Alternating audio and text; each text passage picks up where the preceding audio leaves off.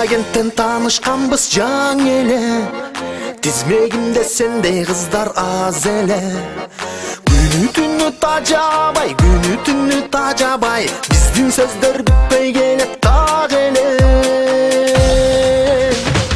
Бүгүн неге капалуусуң каралдым, ачып көрүп статусуң карадым. СМСке бир да жооп ала албайм, анда эмесе блогумдан жазайын. Бүгүн неге капалуусуң каралдым, ачып көрүп статусуң карадым. Оба селки болом дейсиң нарында,